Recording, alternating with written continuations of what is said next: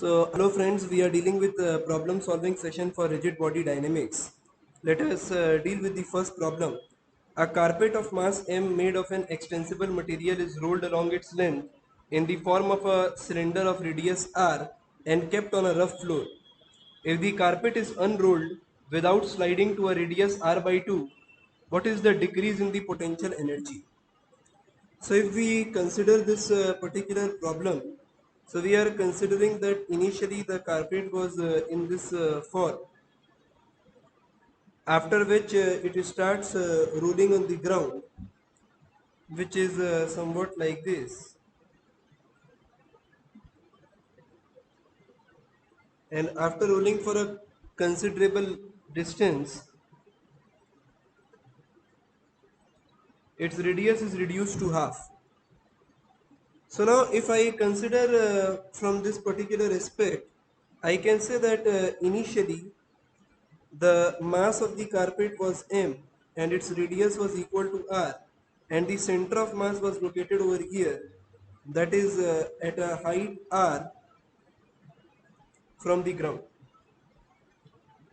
Now when the carpet starts unrolling itself, a portion of the carpet got laid on the floor. So a portion of the carpet get rolled on the floor, and the remaining carpet, that is having a certain mass m dash and radius r by 2, is left with its center over here, that is at a height of r by 2 from the ground.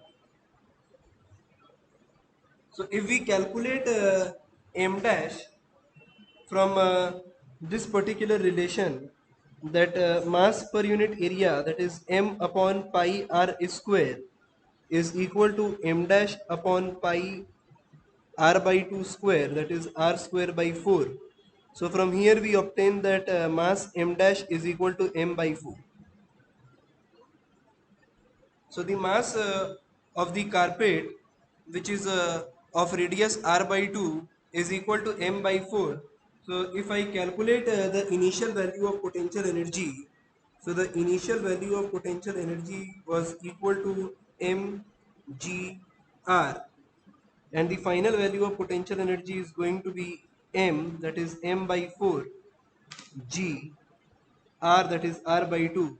So the value is turning out to be mgr by 8. And if we calculate the decrease in potential energy, so the decrease in potential energy, I'm writing it as delta u, that is the difference between mgr minus mgr by 8. So we obtain a value mgr 1 minus 1 by 8, that is the value is turning out to be 7 by 8 times of mgr. So this is the decrease in potential energy that is associated with this carpet. So D alternative is correct for this particular problem. Let us deal with the next problem. 3-point masses M1, M2 and M3 are located at the vertices of an equilateral triangle of side A. What is the moment of inertia of the system about an axis along the altitude of the triangle passing through M1? So the first thing that I am drawing over here is the system with which the question is dealing in. So I am trying to construct a equilateral triangle over here. So we are constructing an equilateral triangle, that is all the sides are equal. So it is going to look somewhat like this, and the three masses are located on the vertices. That is, this one is m1, the other mass is equal to m2, and the third mass is equal to m3. The side of the equilateral triangle is equal to A. So this separation is A. The separation between M1 and M3 is also equal to A. And if I draw the line of altitude, or which is also regarded as the axis of rotation, so we are drawing it in red. So this is the axis of rotation which is being talked about. So since it is an equilateral triangle, the front side, which is consisting of M2 and M3, is divided into two equal halves of A by 2 each. So this is how our system is looking like. So if I calculate the moment of inertia of the system about the axis which I am calling it as AD, about the axis AD, then moment of inertia can be written as I is equal to m1 into perpendicular distance from AD, which is equal to 0 square, plus m2 perpendicular distance is a by 2 whole square, plus m3 perpendicular distance is a by 2 whole square. So that is, we have used the equation mr square for this particular problem, and we are getting m2 plus m3 a square by 4. So moment of inertia for this particular system is m2 plus m3 a square by 4. That is, it is matching with alternative B, m2 plus m3 a square by 4. So for this particular problem, option B is correct. Let us move to the next problem. It is stating a lightweight boy holds two heavy dumbbells of equal mass with outstretched arms while standing on a turntable which is rotating at an angular frequency omega 1. When the dumbbells are at a distance r1 from the axis of rotation, the boy suddenly pulls the dumbbells towards his chest until they are at a distance r2 from the axis of rotation. The new angular frequency of the rotation is omega 2 of the turntable will be equal to. So in this particular problem, so we are considering, when the problem is saying lightweight boy, so we are considering that the mass of the arm is negligible. So the arm is just acting like a light or a light rod which is holding the dumbbell. So if I draw this in a way like this, I'm not drawing a usual boy. I'm just drawing it in a way like this.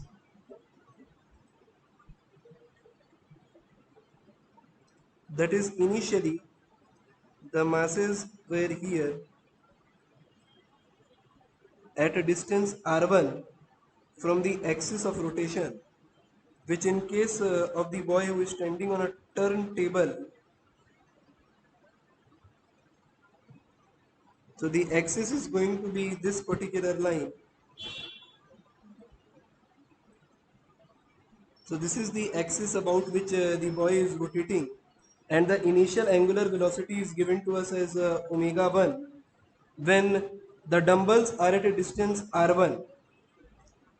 When the dumbbells are at a distance r1, and if I write the mass, the two heavy dumbbells of equal masses, so I'm writing mass of each dumbbell as m. And since the boy is lightweight, so we are ignoring the weight of his arms. And in the next arrangement, or in the next time, the problem is stating that the distance this time from the axis of rotation is reduced to r2,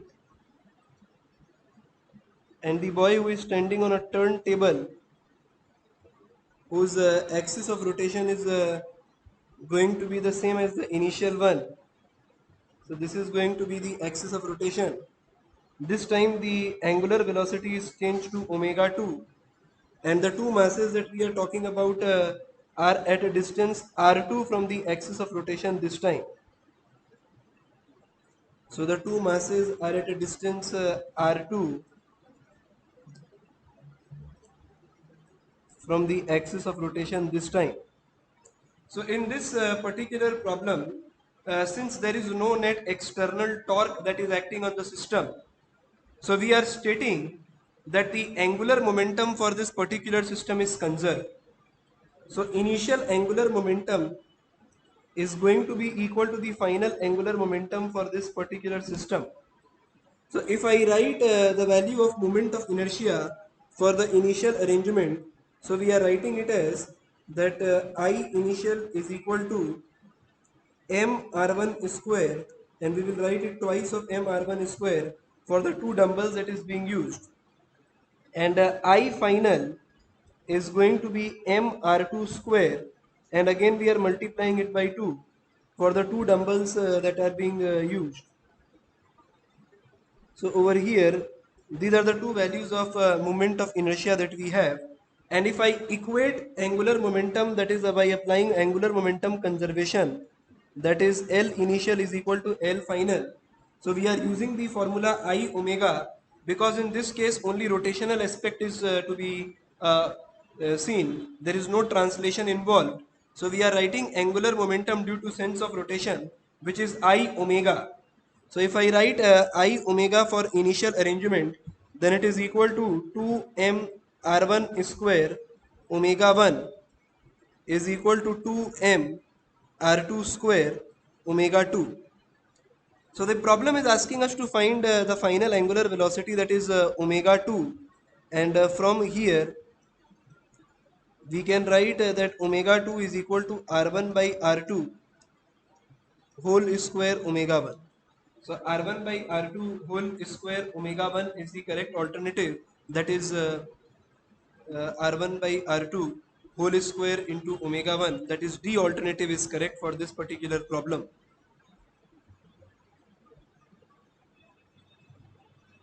So for this particular problem, D alternative is correct. That is omega 1 R1 square by R2 square. So let us deal with the next problem. The next problem is stating a solid sphere rolls down from the top of an inclined plane.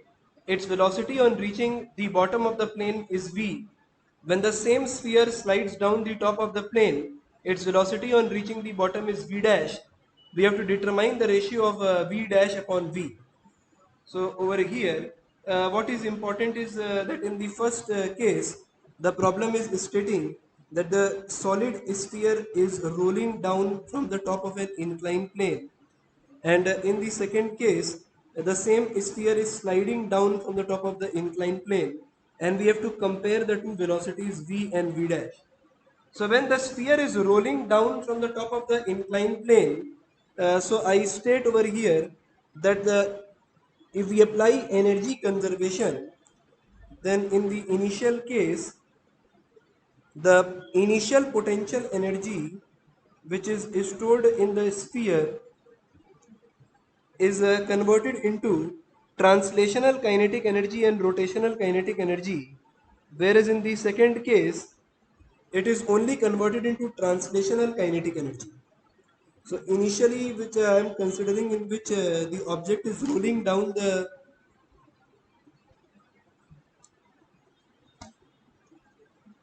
in which we are considering that the particle is rolling down the top of inclined plane. So we are considering something like this. So I am fixing a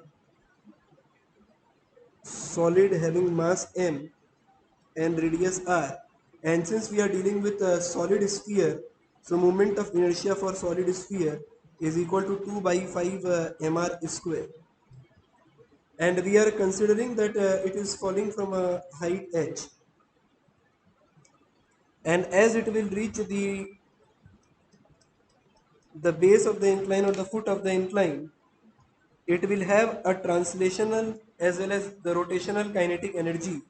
So we can write the equation that mgh equals half mv square plus half I omega square, where in case of I am writing it as 2 by 5 mr square, and then we are writing it as omega square. So if we use the expression v is equal to r omega, so we can use omega as v square upon r square. So apart from applying energy conservation, we are also using this value of moment of inertia and the fact that v is equal to r omega, considering that rolling motion is taking place. So over here, this is the equation, this is the required equation that we have. And if I chop out all the values of m and r square, so from here I attain that it is turning out to be 7 by 10 of v square is equal to gh, and from here the value of v that we are looking for is equal to 10 gh upon 7 square root.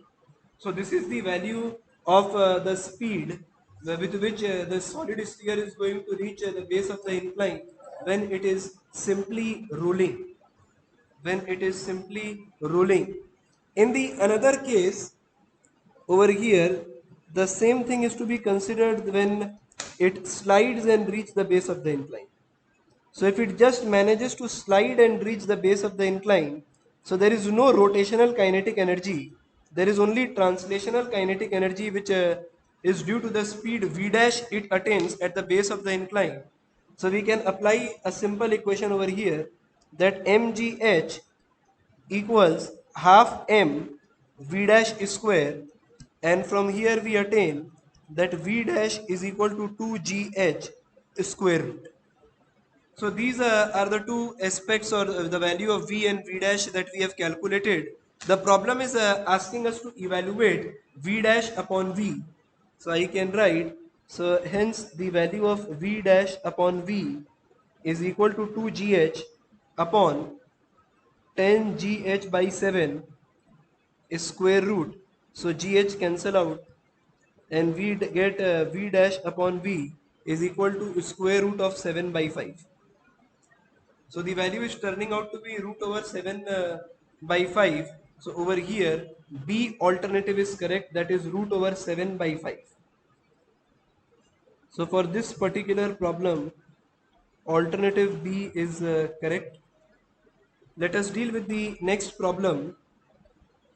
Four thin metal rods, each of mass m and length L, are welded to form a square ABCD as shown given in the figure.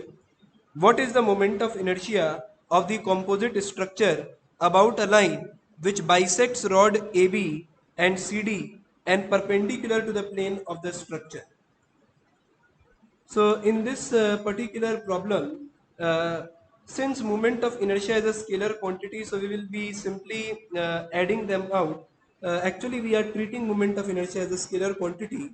That is, we add the moment of inertia of all the rigid bodies which is comprising the system, and we calculate the net effect of them. So I write over here that if there are four components, so I can write that the value of moment of inertia is equal to I1 plus I2 plus I3 plus I4 for all the four composite system that is being discussed over here for the rods 1, 2, 3 and 4 respectively. So now for the rod 1 and the rod 2, about which the axis of rotation is passing through the center of the rod, the moment of inertia is going to be ml square by 12.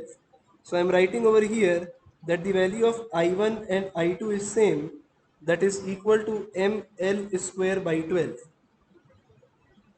And if I write moment of inertia for the rod that is I3 or I4, then I can write it as moment of inertia of center of mass plus md square. So we will be applying parallel axis theorem for calculating moment of inertia of the rod 3 and 4, and the value is simply turning out to be ml by 2 square, that is ml square by 4. So for rod 3 and 4, the value is simply turning out to be ml square by 4.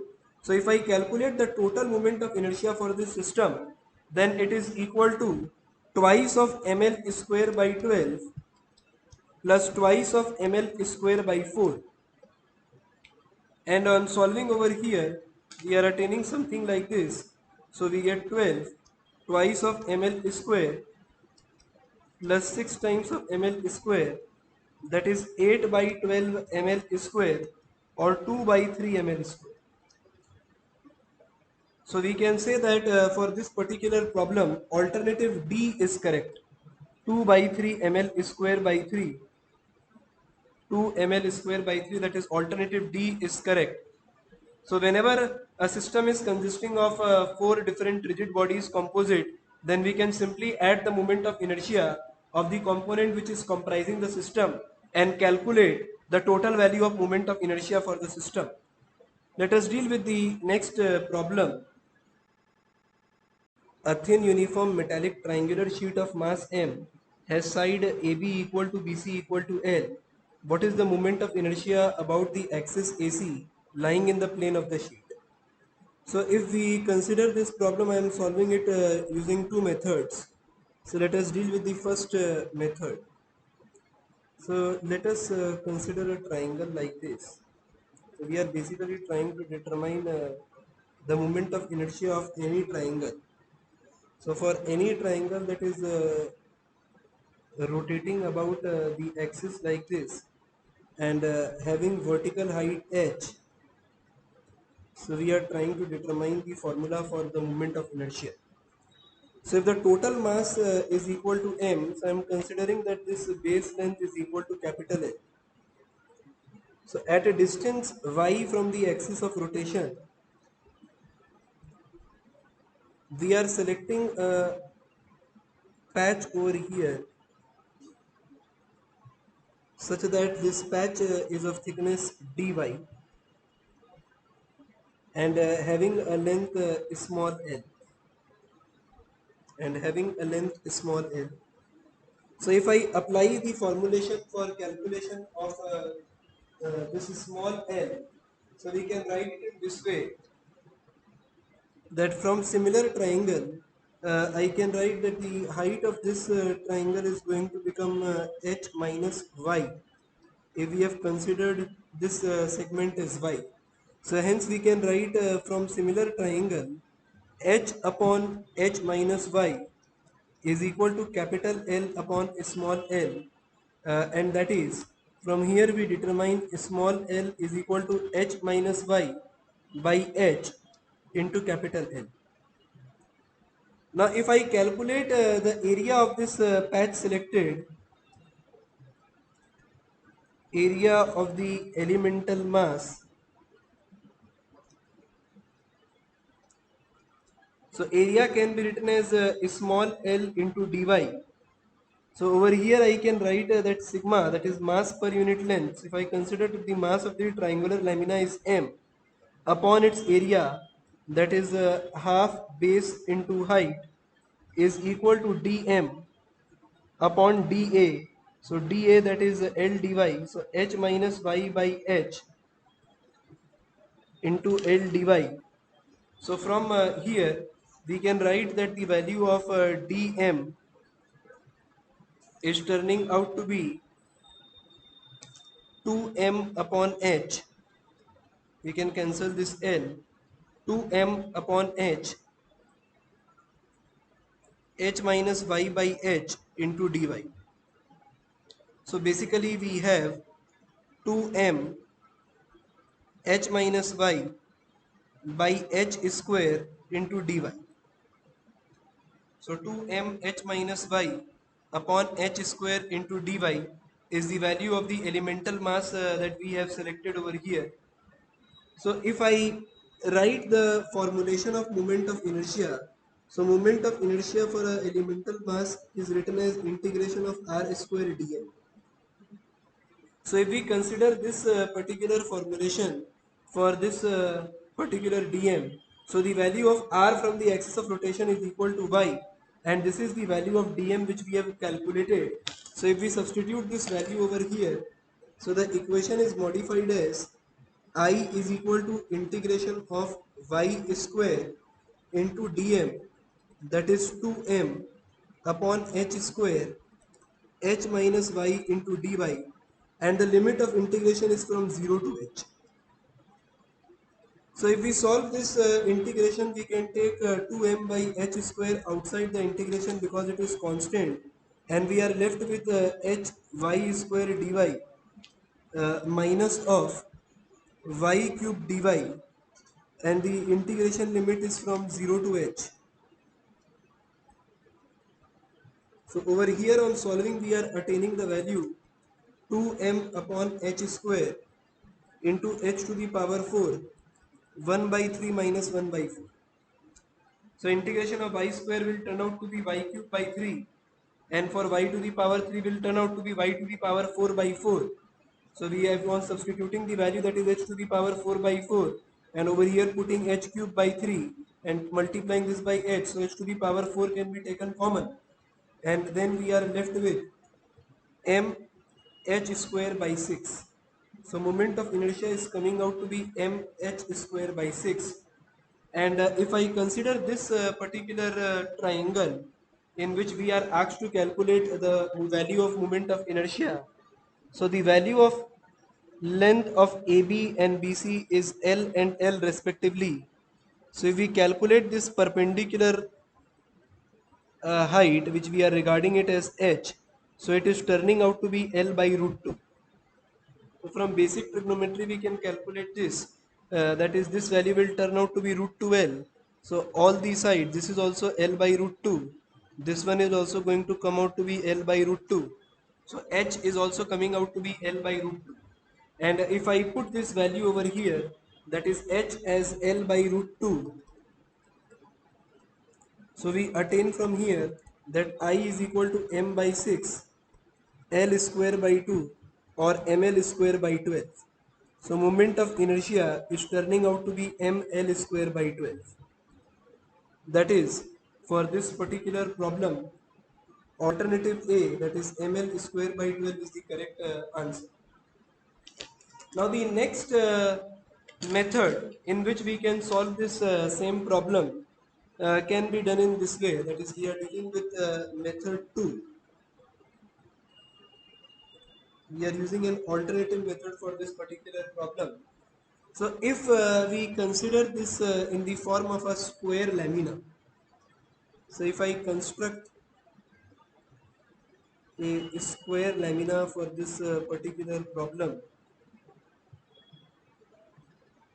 that is, we are considering a square lamina like this, whose one portion is considered. So we are discussing this particular portion's moment of inertia. So over here, if I consider, uh, then it is clear from the figure that the moment of inertia of the triangular sheet, which we are referring to be ABC, the complete square is ABCD. So I can say that moment of inertia of the triangular sheet ABC is equal to half the value of moment of inertia of the square sheet ABCD about the diagonal AC. So I can say that moment of inertia of a triangular sheet, which is referred to as ABC, is half the value of moment of inertia of a square sheet ABCD. So we are considering something like this. So that is, I can write that the moment of inertia I for the triangular sheet, which we are calling as I1, is equal to half of the moment of inertia of the square sheet. Now for the mass of the square, we are considering that this portion is having a mass m. So this one will also have the mass m from the symmetry. So the total mass is going to be 2m for the square sheet. And over here I can write that moment of inertia of the square sheet about this particular axis is equal to m L square by 12, that is ml square by 6, and hence the moment of inertia for the triangular sheet is equal to is by 2, that is ml square by 12. So we can solve using this particular method as well. So if you remember moment of inertia for the square sheet about its diagonal, then we can consider that the moment of inertia for the triangular sheet is half the value of the moment of inertia of the square sheet ABCD, and solve this particular problem using method 2. Let us deal with the next problem. If a sphere is rolling, the ratio of its rotational energy to the total kinetic energy is given by. So in this particular problem, if I consider the value of rotational energy and the value of total kinetic energy, so in case of rolling, the total energy or the total value of kinetic energy is written as kinetic energy due to rotation plus kinetic energy due to translation. So it is sum total of these two values. And if I consider something like this, that there is a surface on which the particular sphere is rolling with a translation speed v and angular velocity omega. So we can use v equal to r omega and moment of inertia as 2 by 5 mr square. So if I write the value of kinetic energy due to rotation, then it is equal to half I, that is 2 by 5 mr square omega square. So omega can be written in terms of V or V can be written in terms of omega. So for the time being we are writing everything in terms of V. So omega can be written as V by R, that is V square by R square. So we get 2 by 5 mr square, and omega square is written as V square by R square. So from here we are calculating the value of the kinetic energy which is involved in rotation, or the value of rotational kinetic energy. And if I talk about the translation kinetic energy, so translation kinetic energy is simply half mv square. So the value of total kinetic energy can be written as half mv square plus mv square by 5,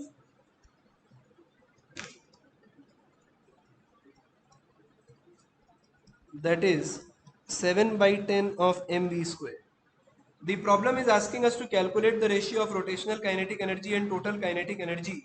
So rotational kinetic energy is mv square by 5 divided by 7 by 10 of mv square. So that is the value which the problem is asking for.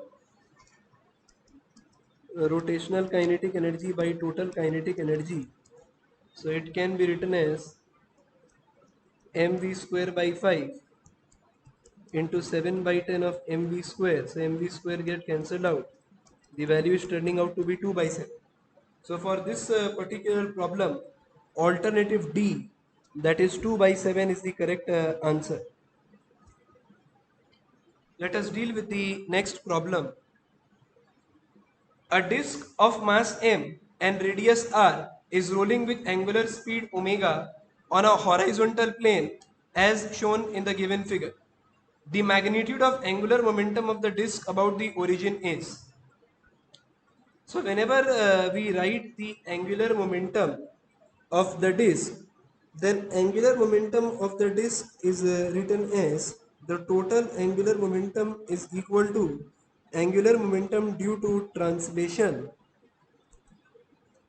plus angular momentum due to rotation. So the total angular momentum is the sum total of angular momentum due to translation and angular momentum due to rotation. So when I say due to rotation, then I mean to say due to I omega, and when I say due to translation, then I mean to say R cross P. So I can write over here that we are discussing it in terms of R cross P plus the value of I omega. So over here, the problem is stating a disk of mass m and radius r is rolling with angular speed omega on the horizontal plane. So we have to determine the angular momentum. So over here, I can write that for disk, the moment of inertia is equal to mr square by 2, and it is rotating with omega. So the value is equal to mr square omega by 2. And if I write in terms of r cross p, so the value of r cross p is written in this way. So the value of v, so the speed of translation v is equal to r omega. So the momentum is equal to mv, and if I do r cross p, then it is turning out to be, the value is turning out to be mr square omega. So r cross p is turning out to be, that is we are using this particular parameter, that is if I take this value as small r and this value as theta, so this one will become r cos theta, and r sin theta value is equal to the capital R. So we are directly using the value of capital R and then multiplying it by momentum, which is equal to mr omega, and on solving we are attaining the value that is equal to 3 by 2 mr square omega. So the value is turning out to be 3 by 2 mr square omega, or alternative C is correct. So it is really important that you understand this, that angular momentum is given by, the total angular momentum is given by angular momentum due to translation plus angular momentum due to rotation. And it is equally important that you check out the value of their vector direction as well, because they are a vector quantity. So in case of rotation, the sense of rotation was in this sense. So if I use a right hand curl, so by using right hand curl, we are finding that the direction is in the into the plane of the paper. So for the rotation, it is into the plane of paper or screen. And for the other one where we are using R cross P, that is also going to come into the plane of the screen. And when we are doing R cross P, as I have already stated, we are dealing in this particular triangle. We are dealing in the triangle like this. So if I do R cross P, so the value is going to be in such a way that we are going to use this value of R, because R sine theta is equal to R with a small r. So small r sine theta is equal to capital R. So we are using that directly over here. That is mv, where v is written as r omega into capital R, and the direction is in the same sense as the direction due to the sense of rotation. So we have added the two values to attain 3 by 2 mr square omega. Let us deal with the next problem. An equilateral triangle ABC formed from a uniform wire has two small identical beads initially located at A. The triangle is set rotating about the vertical axis AO. Then the beads are released from rest simultaneously and allowed to slide down, one along AB and the another along AC, as shown in the given figure. Neglecting frictional effects, the quantities that are conserved as the beads slide down are. So in this particular problem, we are not asked to solve the numerical, but rather give us an opinion about which of the following parameters or the quantities are conserved when the following aspect is taking place.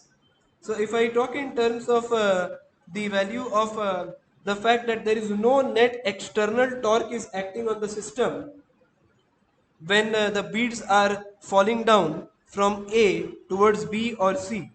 So the first thing that I can state is that the total angular momentum of this system about the axis AO is conserved. So about the axis AO, the angular momentum of the system is conserved. And the next thing that we talk about is the total energy of the system. So the total energy of the system is also going to be conserved.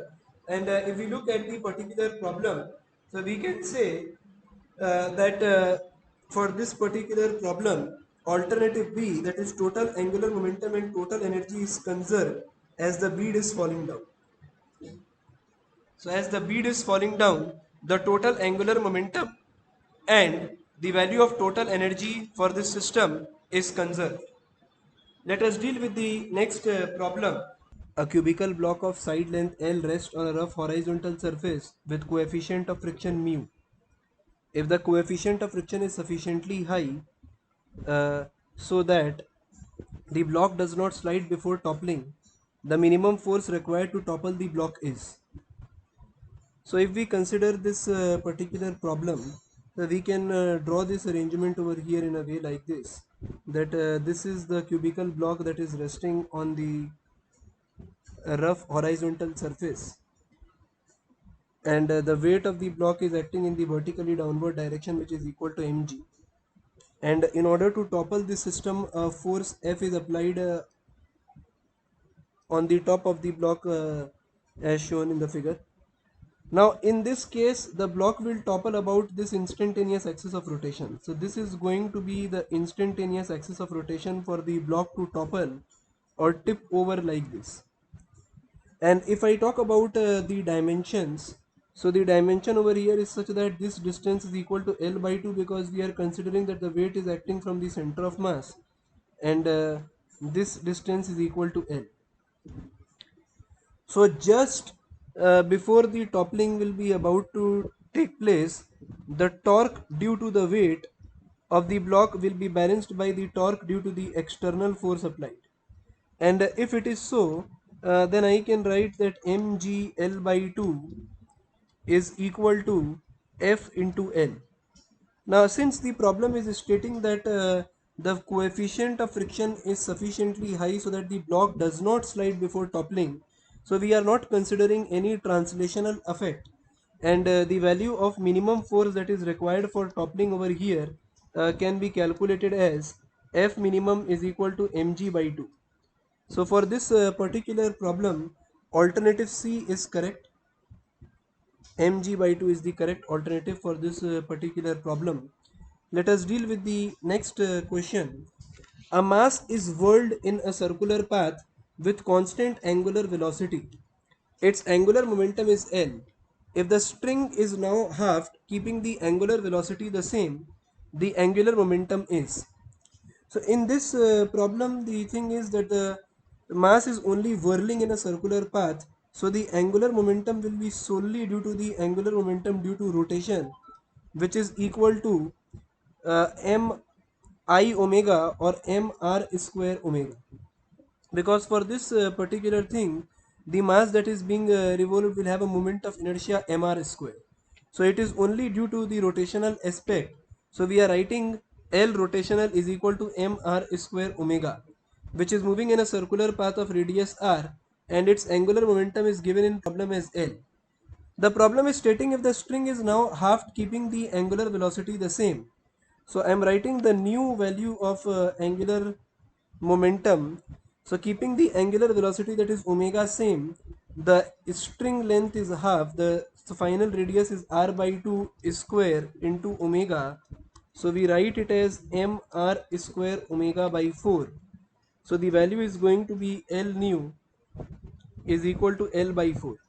So for this particular problem, the value of the new angular momentum is going to be equal to L by 4, that is alternative 1 is correct, L by 4 is the correct alternative for this particular problem. Let us deal with the next one. A circular portion of radius r is cut out from a uniform circular disc of radius of mass m and radius r, as shown in the given figure. The moment of inertia of the remaining or the shaded portion of the disk about an axis passing through the center O of the disk and perpendicular to its plane is. So over here, the problem is stating that there is a removed mass or a cutout circular portion from an initial given uniform circular disk of mass m and radius r. So if I write this value, so I'm writing it like this: the moment of inertia, initial moment of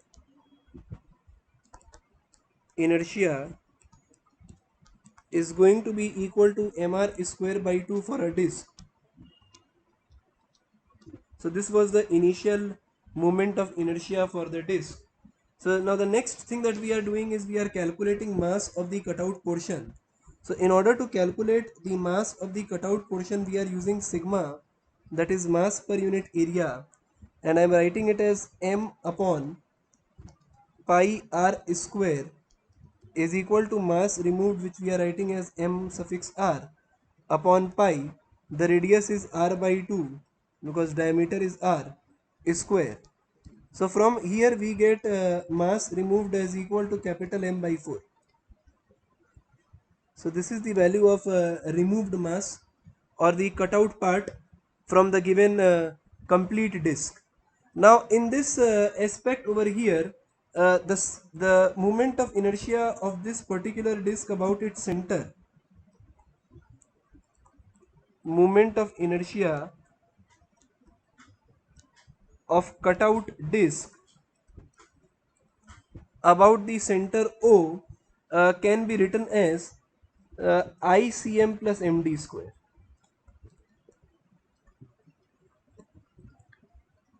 So about the center O, that is here, we will be writing ICM plus MD square, where D is going to be this distance, which is equal to R by 2. So I'm making a fresh diagram to explain you this particular condition. So this was the original disk from which this disk is carved out, and this is the removed portion that we have. So if I wish to calculate the moment of inertia of this disk about this axis, so we are applying moment of inertia between these 2 points, where this is the center of mass for the removed portion, and this separation is equal to r by 2. So in order to do this, we are saying that I about the point O, which is the center of the original disk, is equal to I about center of mass, which is equal to half of the removed mass is m by 4 r square, the radius is r by 2 square. So ICM, this is the value of mr square by 2 plus md square. So md square can be written as m by 4 and d square is equal to r by 2 square. So we have written over here ICM plus md square, that is the moment of inertia of the cutout portion about O. So over here on calculation we are calculating it as equal to mr square, 2 square is 4, 4 into 4 is 16, into 2 is 32, plus mr square by 4 into 4 is 16. So over here on calculation we are getting 3 by 32 times of mr square. So 3 by 32 times of mr square is the value of moment of inertia of this uh, cutout portion about the center O. Now over here we have always considered the moment of inertia to be a scalar quantity, that is, if it is consisting of two or more composite masses or different mass system. So we add the moment of inertia of all those masses to calculate the moment of inertia of the given system. So over here also I can say that moment of inertia of the complete disk is equal to moment of inertia of a removed mass plus moment of inertia of left out mass. So if we do so, so we are writing over here that the moment of inertia of complete disk is equal to mr square by 2. The moment of inertia of removed mass about this point is equal to 3 by 32 times of mr square, and plus moment of inertia of the left out mass, which we are asked to calculate. So I'm writing it as IL. So the value of IL, that is the left out mass, can be written as mr square by 2 minus 3 by 32 times of mr square, and we are calculating it to be equal to 13 by 32 times of mr square. So if we look at the options that are provided to us, we can say that alternative C is the correct for this particular problem, that is the value is 13 by 32 times of mr square. Let us deal with the next problem. The next problem over here is stating a cylinder rolls up an inclined plane, reaches some height, and then rolls down without slipping. Throughout these motions, the direction of the frictional force acting on the cylinder are. Now it is a very interesting problem over here, and the answer to this is very simple if you know the concept. So the concept is simple. When a cylinder rolls up or down an inclined plane, its angular acceleration is always directed down the plane. The angular acceleration whenever the cylinder is rolling up the incline or coming down the incline is always directed down the plane, and hence the value of frictional force acts up the inclined plane when the cylinder rolls up or down the plane. So for this particular problem, alternative B is correct.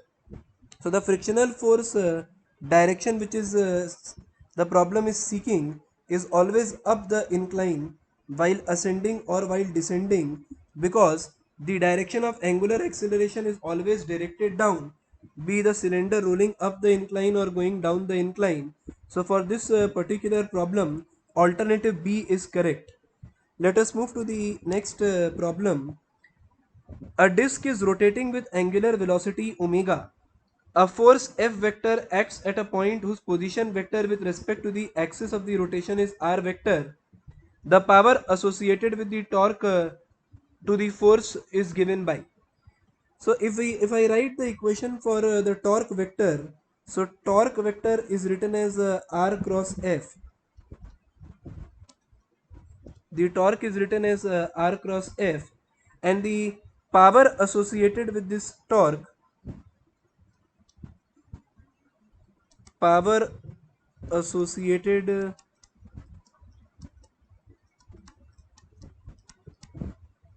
with this torque is written as tau dot omega, which in case of translation is written as f dot v. So we are writing it as tau dot omega, that is r cross f dot omega. So if we consider the alternatives that are given to us, so alternative A is correct. So alternative A is correct for this particular problem, that is r cross f dot omega is the correct answer for this particular problem. Let us deal with the next one. A man stands on a turntable which is rotating at a certain angular frequency with his arms outstretched. He suddenly folds his arms. If his moment of inertia with the folded arm is 75% of that with the outstretched arms, his rotational kinetic energy will. So we have to determine whether the rotational kinetic energy of the man is increasing or decreasing in case when he is stretching his arms on a rotating turntable. So over here we have already done a previous problem in this particular series where we have discussed that whenever a person with a dumbbell or the person outstretches his arms while rotating on a turntable, there is no external torque that is acting on the system if we consider the man and the turntable as a part of one system, and we state that the moment of inertia that the total angular momentum is conserved. So we apply angular momentum conservation in such problems whenever there is a turntable or a rotating disc about which these kind of experiments are performed. So over here, the first statement, the first equation which I am writing is that the angular momentum initial is equal to angular momentum final.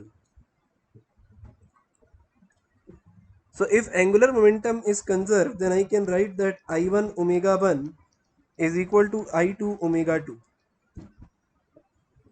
Now, according to the problem, his moment of inertia with folded arms is 75% of that which is outstretched arms. So, I can write from here that the value of I2 is equal to 75%, that is 3 by 4 of the initial value which is equal to I1. So, over here we can state that I1 and the initial angular velocity, that is omega 1, is equal to I2, that is 3 by 4 times of I1 into omega 2. So if I remove I1 from here, the value of omega 2 is turning out to be 4 by 3 times of omega 1. So it is clear that the value over here is increasing.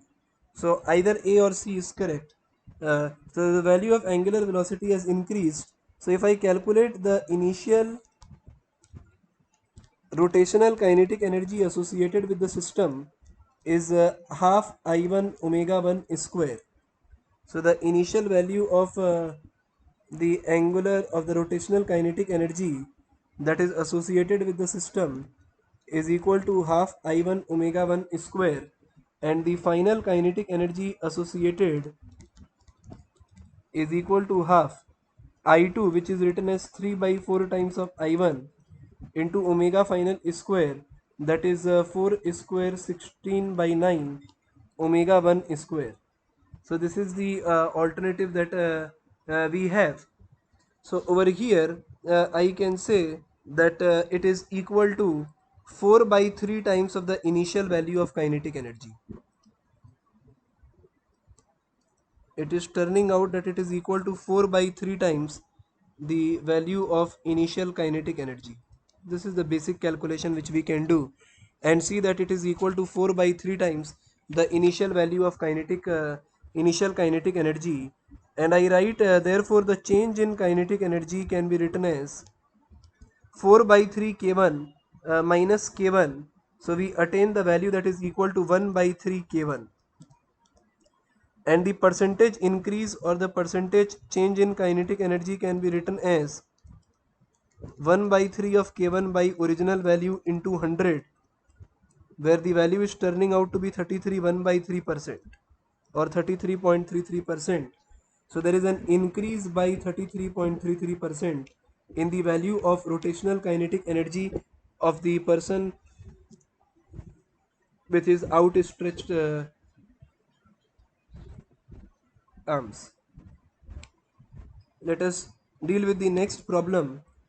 The next problem is stating a uniform thin rod of mass m and length L is hinged by a frictionless pivot at its end O as shown in the given figure. A bullet of mass m moving horizontally with a velocity v strikes the free end of the rod and gets embedded in it. The angular velocity of the system about O just after the collision is. So in this particular problem, we are stating that omega be the angular velocity acquired by the system, that is the rod and bullet, immediately after the collision. Now since there is no external torque that is acting on the system, the angular momentum of the system is conserved. So initially, when I write angular momentum statement about this point O, when the rod is at in a state of rest, so the angular momentum associated in this system is associated only with the help of the bullet that is translating with a velocity v, and hence I can say that if we write initial angular momentum is equal to final angular momentum, so the initial angular momentum is associated solely because of the bullet which is at a distance L from the point O. So over here we are writing that the initial angular momentum is equal to mvl, that is angular momentum due to the translation of the bullet, and I final or L final is going to be I into omega because the bullet gets embedded in the rod. Now the mass of the rod is m and length is L, and the bullet is of mass m. So if we calculate moment of inertia of such a system about this hinged point O, which consists of a rod of mass m and length L and a bullet of mass small m that gets embedded over here. So we can say that the moment of inertia associated with this system is equal to m L square by 3 plus mass of bullet, which is small m, into L square. So this becomes the final angular momentum for this system, and if I put it over here, so we get mvl is equal to I, that is going to be equal to m L square by 3 plus small ml square into omega final, which is the final angular velocity of the system about O. So from here we can calculate the final angular velocity or omega associated with the system, and it is turning out to be 3 mv upon L upon,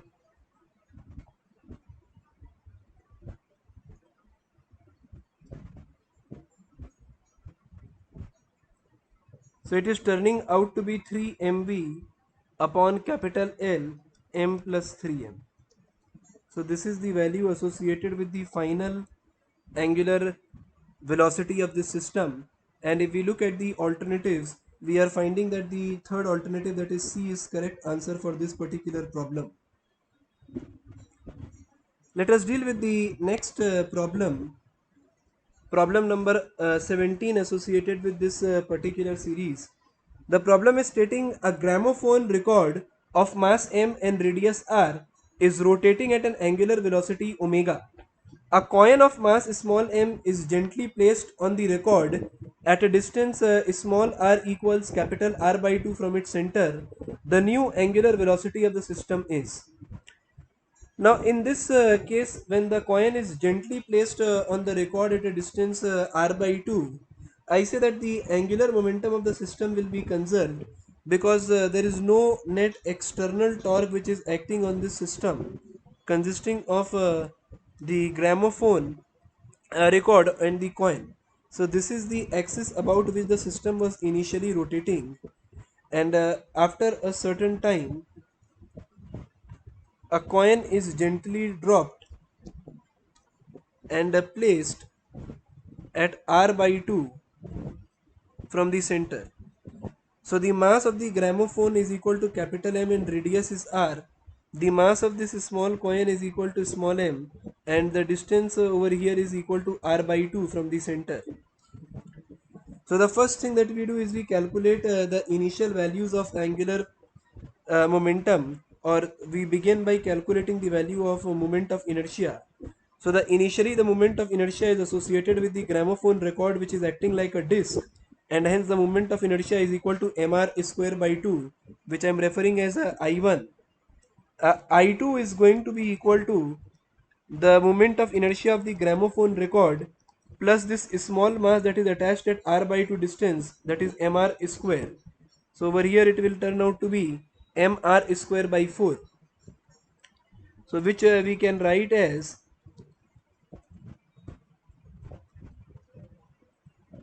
twice of mr square plus small mr square, and it can be written as 2 capital M plus small m r square by 4. So initially the gramophone was rotating with omega, and final velocity of angular velocity be omega final, and hence if I equate the value of their angular momentum, that is L initial equal to L final, then we can write the expression like this: L initial is equal to mr square by 2 into omega is equal to 2 capital M plus small m. So it is important that we write in a clear way that there is a distinction between capital M and small m in this problem. So we are writing it as capital M r square by 2 is the initial value of moment of inertia into omega, which is equal to twice of capital M plus small m r square by 4 into omega final. So over here we cancel out the value of r square. The omega will remain. So we can chop out this r square. This one can be written this way, and the value of omega final that we get over here is equal to 2 capital M omega upon twice of small m. So this is the value that we are getting, 2 m omega upon twice of capital M plus small m. So alternative A is correct for this particular problem. So for problem number 17, alternative A holds true.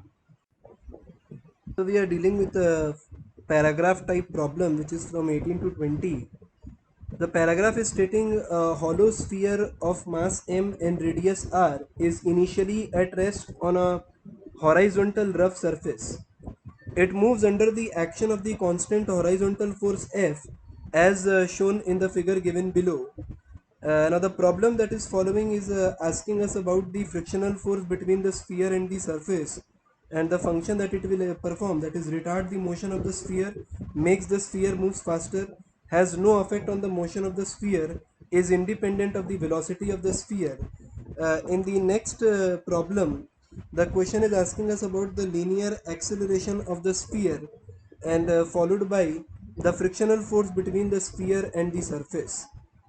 So if we begin solving this particular problem, so we state if the horizontal force F is applied at the center of mass of the sphere, that is if I would have applied the force over here on the center of mass, then the frictional force will oppose the translation motion of the sphere, and the frictional force will act over here. So it will try to oppose the translational motion of the sphere. But the force is applied above the center of mass. So in this present context, the force is applied above the center of mass of the sphere, uh, and we say that the torque due to the frictional force tends to rotate the sphere faster. So it tends to rotate the sphere faster, and hence in this case we say that the frictional force F acts in the direction of motion, and we say that the alternative B, that is frictional force makes the sphere move faster, is the correct alternative. So for the time being I am considering something like this, that the frictional force acting at this point of contact is acting in this direction, and if I write the equation for translation and rotational variables, then I can say that let A be the translational acceleration or the linear acceleration, and alpha be the value of angular acceleration of the sphere respectively. So I can write from here the first equation, that is for translation. For translation, the net force that is going to act is F plus F, that is they both are directed in the positive x-axis direction, which is producing an acceleration which is equal to ma. So this becomes the first equation for this particular problem. Now if I write torque equation about the center of the sphere, so about the center of the sphere, if I am writing torque equation, so the applied force is producing a torque like this, and the frictional force is producing a torque in the opposite sense. So if I write the net torque, so we are writing the torque equation for rotation, or torque equation.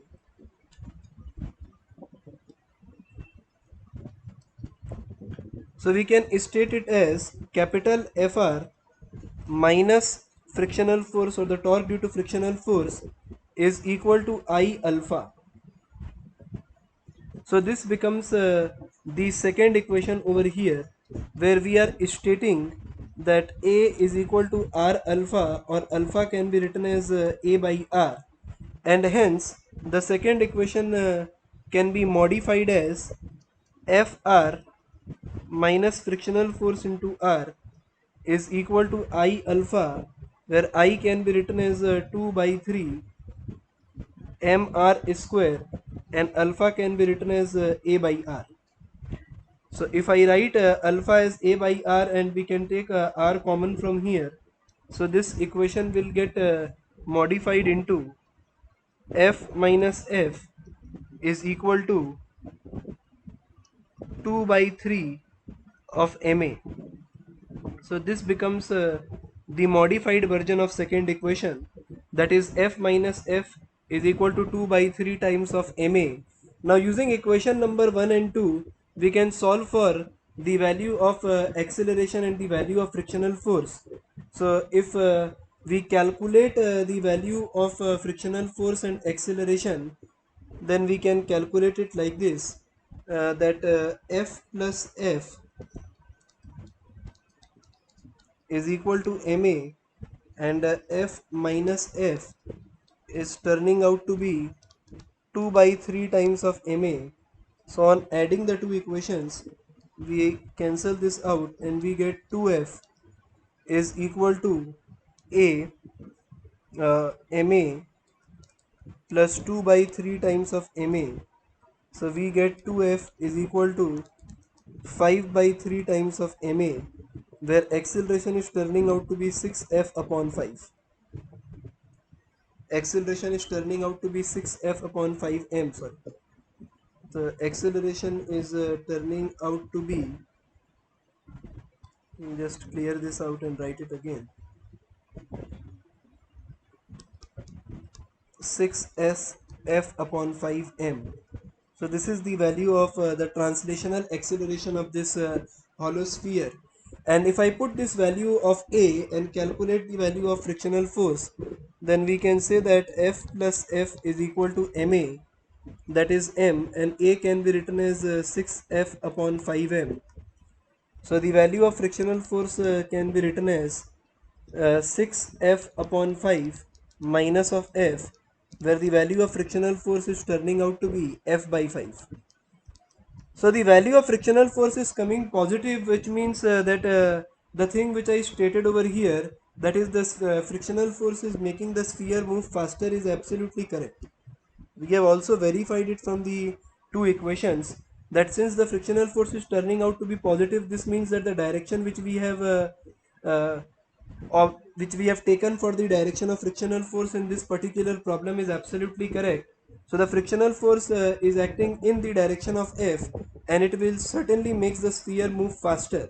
So alternative B is absolutely correct for problem number 18. And based on the two answers of acceleration and frictional force, we can say that the linear acceleration is calculated as 6F upon 5m. That is for problem number 19, alternative C is correct.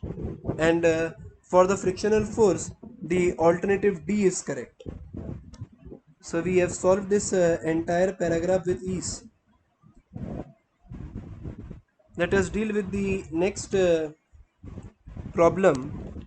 So the next problem is another paragraph which is stating that a small solid sphere of mass m rolls without slipping on the track as shown in the given figure. The radius of the circular part of the track is capital R. The sphere starts from rest from point P at a height h equals 4.5 r above the bottom, and the problem is asking us the speed of the sphere when it reaches a point Q on the track, where Q is marked as here. So Q is marked at a point somewhere over here on the track. And the next problem is stating the horizontal force acting on the sphere when it is at the point Q.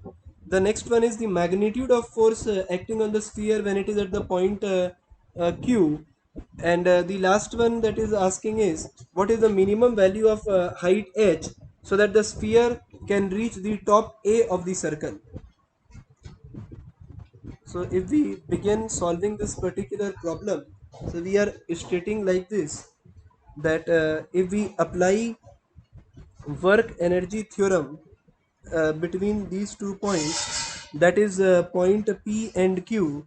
So point Q is at a height R, and since the sphere is rolling, so I can say that apart from the translational kinetic energy, we also need to consider the rotational kinetic energy of the sphere. So if we apply energy conservation between point P and the point Q, then the energy conservation can be applied like this. That is, at point P, the energy is in the form of potential energy mgh, where h is equal to 4.5 r.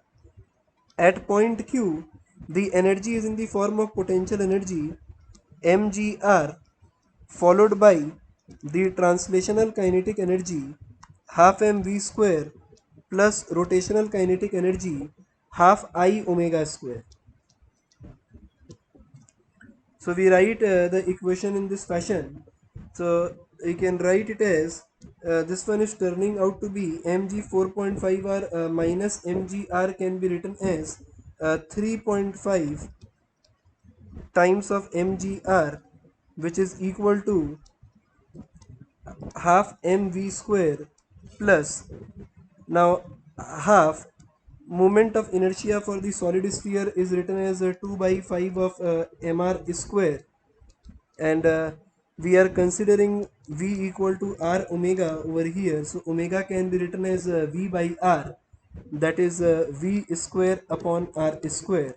So this gets cancelled out, and we are getting, this is turning out to be 7 by 10 of mv square, which is equal to 3.5 or 35 by 10 times of mgr. So over here we can calculate the value of v, which is coming out to be root over 5 gr. So the value of v is coming out to be root over of 5 gr at point q. So at point q the velocity is equal to root over of 5 gr.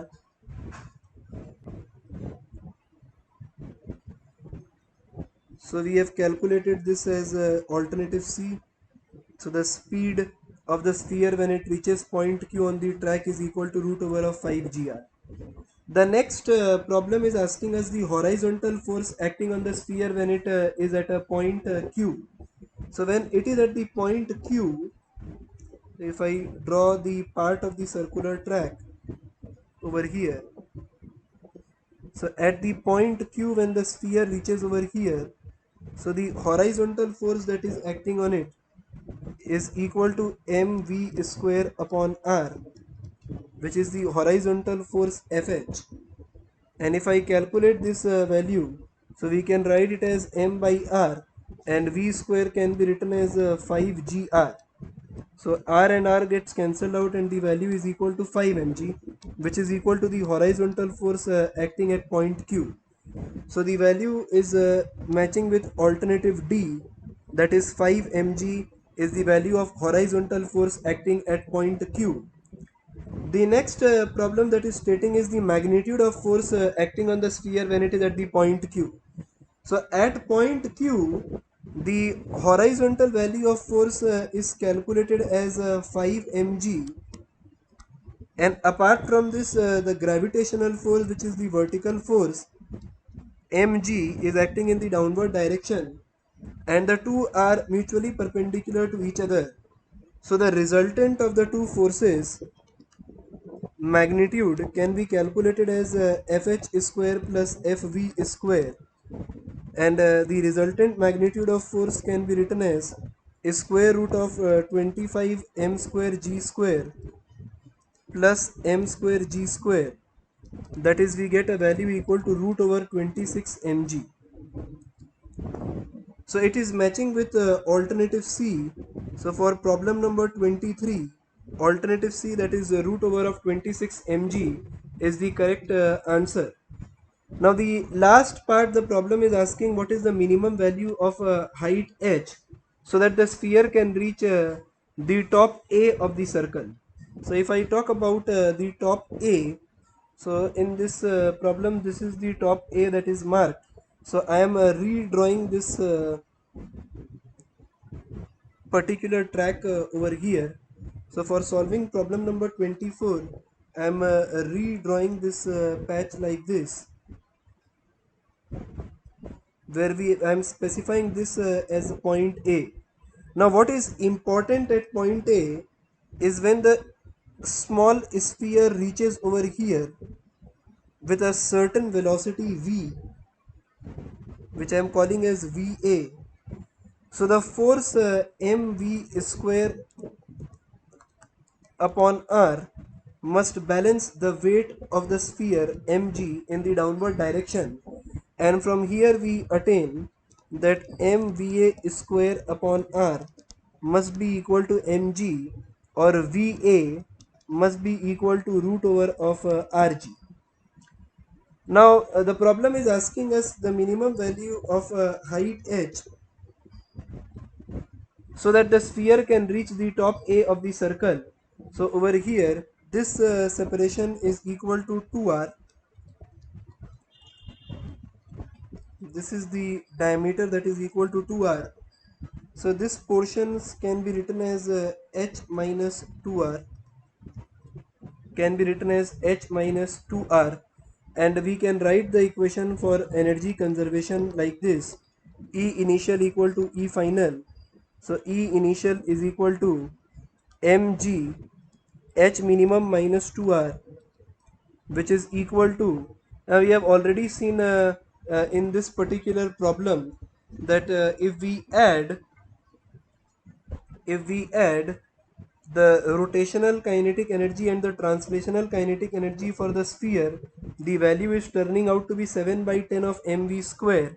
So we are directly using this value over here, 7 by 10 times of mva square. So we are using this equation directly over here. You can redo the same calculation, and on solving we get over here that m and m cancelled out.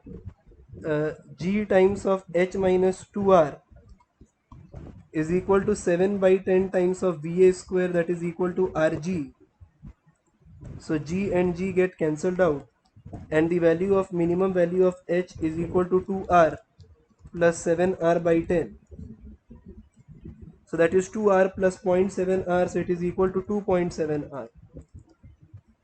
So the value of H minimum from which the sphere must be rolled out is equal to 2.7R, that is alternative D is correct for this particular problem. Let us deal with the last problem in this series, which is match the column type. Column 1 gives a rigid body of mass m and radius r rolling without slipping on an inclined plane of inclination theta. We have to match the value of frictional force with the associated rigid body, which is rolling on an inclined plane of inclination theta. So in order to solve this particular problem, I am considering something like this. So let us consider a inclined plane inclined at theta. So we are considering an inclined plane inclined at theta, and this is the rigid body which is rolling down. For the time being, I am considering, let us say that the frictional force is acting over here in the backward direction, that is F. And if I talk about the weight component, then I can say that the weight mg is acting in the downward direction, and the weight component which is acting in the downward direction is equal to mg sine theta, and mg cos theta is responsible for the normal reaction force n. So if I write the two equations, so the equation which we are going to write is for the rotational variable and for the translational acceleration A, and keeping in mind that A equal to R alpha, so I can write for translation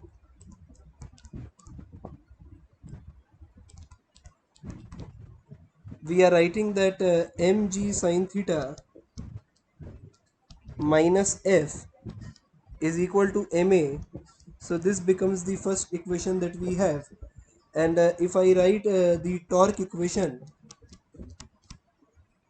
or for rotational aspect, so we are writing torque due to frictional force Fr is responsible for I alpha. So Fr is equal to I, alpha can be written as A by R.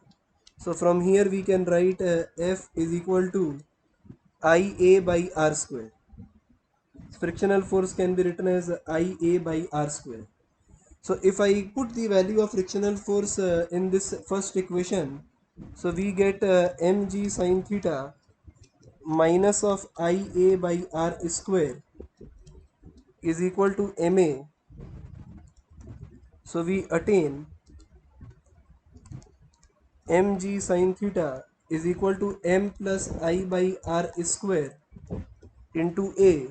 So the value of acceleration is turning out to be mg sine theta upon I by R square plus m.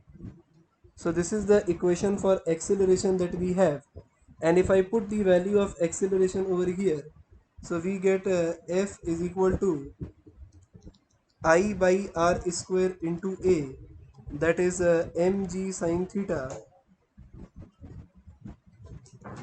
upon I by R square plus m.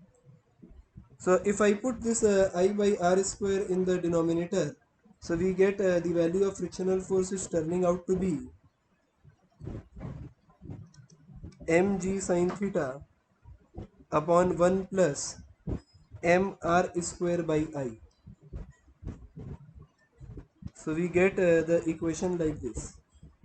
Now for the different values of moment of inertia, we will have different values of frictional force. So we are using this expression F is equal to mg sine theta upon 1 plus mr square by I for the different rigid bodies. So in the case of a disk, so if we begin like this, in the case of a disk, so for disk I write that moment of inertia is equal to mr square by 2, and if I put the value mr square by 2, in the place of I. So we get the value of frictional force turning out to be mg sine theta upon 1 plus mr square upon mr square by 2. So where we get the value of frictional force is turning out to be mg sine theta by 3. So for disk, that is A, value is turning out to be 1 by 3 times of mg sine theta. So A is matching with option S, that is disk is matching with 1 by 3 times of mg sine theta. If I calculate for ring, so we are putting I as mr square. So if I do this time we get a very simple value mg sine theta upon 1 plus mr square by mr square. So the 2 will cancel out, 1 plus 1 is equal to 2. So it is turning out to be mg sine theta by 2. So in the second case it is turning out to be half of mg sine theta. So B is matching with R. So for alternative B it is matching with R. For the C part, the problem is stating for a solid sphere. So F is equal to mg sine theta upon 1 plus mr square by I. So mr square, and for solid sphere we are putting it as 2 by 5 of mr square. So mr square get cancelled out, and for solid sphere we are calculating it as equal to, the value is turning out to be 2 by 7 times of mg sine theta, which is matching with alternative Q. And the last one for the hollow sphere, we will be putting I as 2 by 3 mr square. So the value of frictional force is going to be mg sine theta upon 1 plus mr square upon 2 by 3 times of mr square. Again the same set of calculation, and the value this time is turning out to be uh, 2 by 5 times of mg sine theta. So for the last, that is D, it is matching with P, 2 by 5 times of mg sine theta. So the match the column is stated in this way, that A is matching with alternative S, B is matching with alternative R, C is matching with alternative Q, and D is matching with alternative P. So this is the correct sequence of answer for this particular problem. So with this we have come to an end of the problem solving session for rigid body dynamics.